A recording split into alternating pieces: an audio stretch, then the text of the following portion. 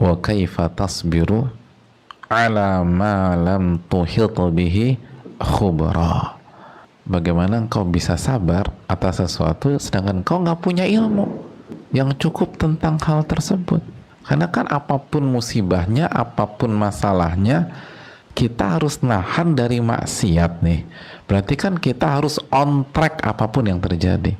Nah, untuk memastikan kita on track, ini jalannya bener nih, nggak salah. Nah, ini kan kita butuh GPS nih hadirin. Kita butuh peta. Kita harus tahu garisnya. Nah, kalau nggak punya ilmunya, kita pikir udah bener. Salah ternyata jamaah. Bu, ibu nggak boleh begitu. Oh, nggak boleh Ustadz ya, nggak boleh. Pantesan aja jalan buntu lagi, jalan buntu lagi, jalan buntu lagi. Padahal aku udah berusaha nafsu lah Ustadz. Aku udah tahan lisanku, iya.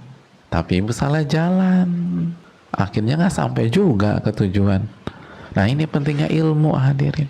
Karena itu tadi sabar itu sabar itu salah satu rukunnya tidak boleh maksiat.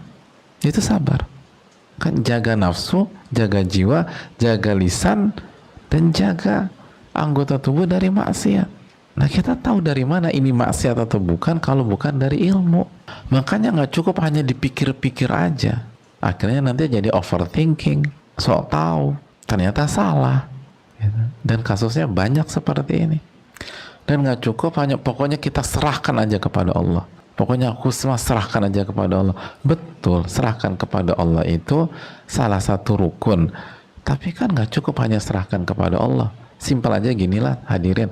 Emangnya kita bisa sholat subuh hanya dengan bermodalkan serahkan kepada Allah. Sedangkan kita nggak tahu berapa kali harus ruku di setiap rakaat, berapa kali harus sujud di setiap rakaat, apa yang dibaca ketika berdiri, apa yang dibaca ketika duduk, dan salah satu yang paling mendasar, sholat subuh itu berapa rakaat sih?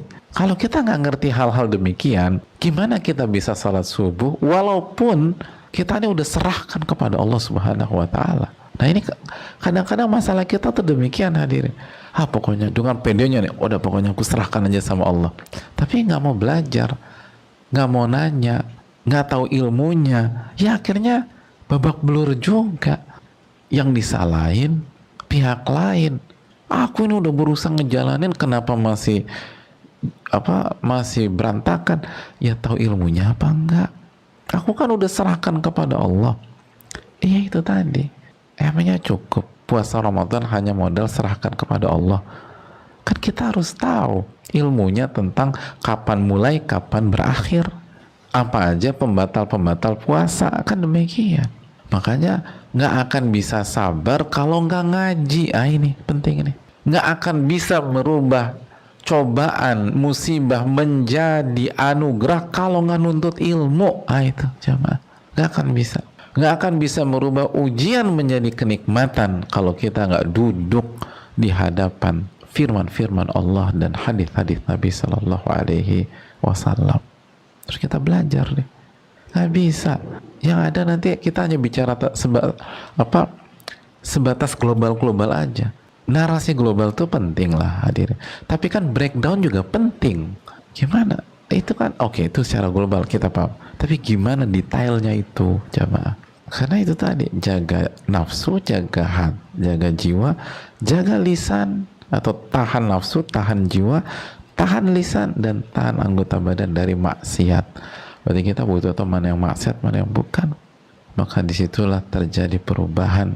Ujian menjadi kenikmatan, bencana menjadi anugerah, dan hal yang kita benci bisa Allah rubah. Akhirnya kita suka sama hal tersebut. Dan kita bersyukur